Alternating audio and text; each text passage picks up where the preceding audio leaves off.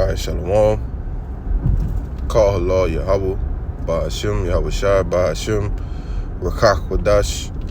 Double honors to the apostles, the elders, and bishops of Great Millstone, who taught me the truth and who rule well. Peace, blessings, and salutations to the hopefully elect, as well as those that believe in the gospel.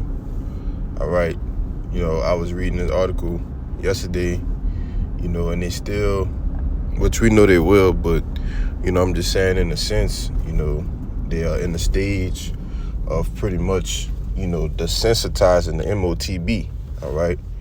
They want to make it seem, cool, okay, more efficient, all right, more safe, and through that, they want to pretty much make this thing,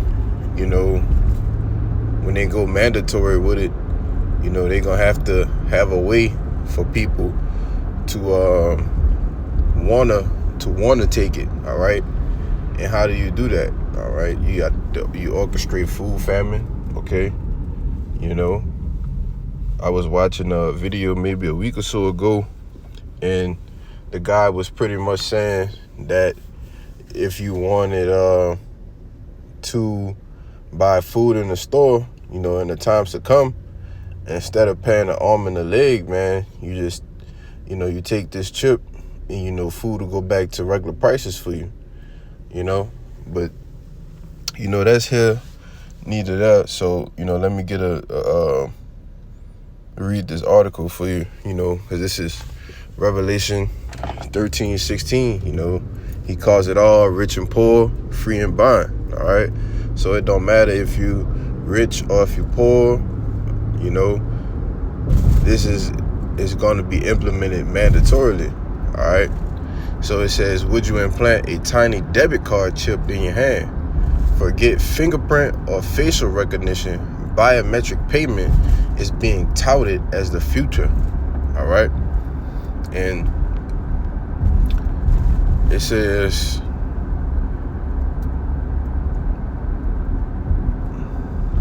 he is referring to a radical but growing movement that wants humans to use technology to evolve beyond their physical limitations, all right? Because when you implant yourself with this CHIP, you are going to be going beyond your physical limitation, all right? This is not normal. You're going to be able to use it. They're going to have your health information, all right? Your banking information. But that's what this article focus on. It focus on the banking part, which is why they called it a debit card chip, all right? And that's another thing too, they started coming out a while back, before I was even in the troop. They started coming out with the chips in the debit card, all right? But that's to get the machines that they programming with the chips to get used to reading chips, all right? That's what that whole thing is about. They could have left it to swipe, nothing was wrong with that. But they wanted to further along push that agenda by getting those machines used to the chips, all right? So what can you do now with it? You could scan it, all right, tap, pay with your phone, This is all a part of the desensitization, all right, to push the mandatory MOTB, all right? Because all of the playing cards are in place, all right? You got a lot of places that, they have,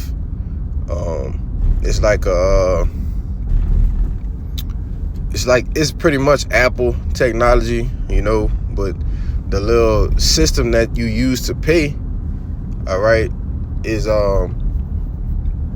pretty much like it looks like an iPad, man, if you know what I'm saying, but these small businesses, that's what they use now. They're not using the old way or the things that used to be. They're using, more sleek technology. All right. So we'll read a little bit more in this article. It says, the British Polish businessman is a founder of Walletmore, which claims to be the first company in the world to sell contactless bank card chips that can be implanted into humans.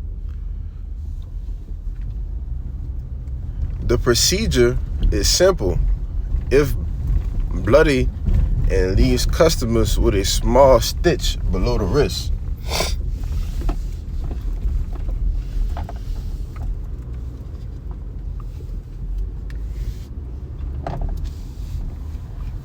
Once the chip is in, users no longer have to bother with debit or credit cards. To make a purchase, they can wave their hand over a contactless reader. All right. And that's what I was just saying, man, with those. It's the tap payment. All right. You just scan your phone. That's what everything is leading to, man. All right. Let me park right quick.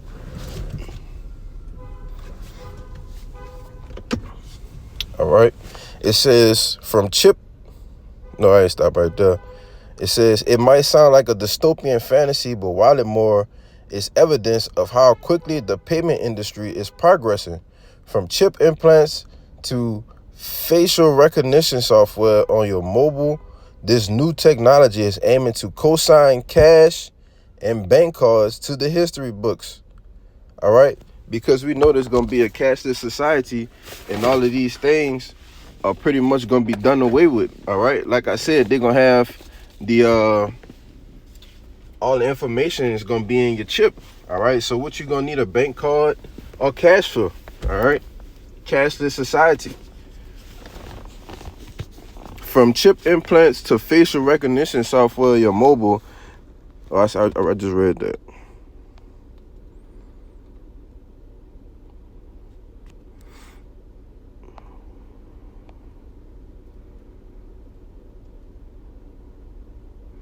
Yeah, one more point I want to make. This wasn't gonna be long. I'm gonna leave this the link for this in the description box so you could pretty much read it yourself. Right.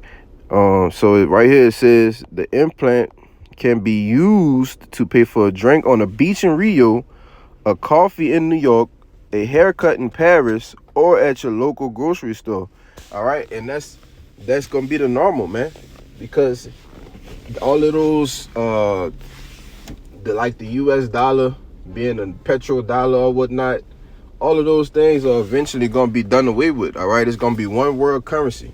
All right, that's what this whole thing is about. So when you go and travel different places, you don't have to exchange US money with a yuan. All right, you don't have to exchange euros for Russian rubles. It's not gonna be all that no more, man. It's gonna be one world currency, and that's gonna be embedded in your right hand or your forehead. All right. So get your mind prepared, man. Things are happening quickly. All right. So Abarat Dazar, this was edifying. I gotta go be a slave, man. Fuck. Gotta go punch the clock, bro. So, Abarat Dazar, this lesson was edifying. Until next time, man, I want to give infinite honors and praises to Yahweh, Ba'ashim, Yahweh Shai, Ba'ashim, Kakwadash. Double honors once again to the apostles, the elders and bishops and great millstone who taught me this truth and rule well. Peace, blessings, and salutations to the hopefully elect. Till the next time, man, I say shalom.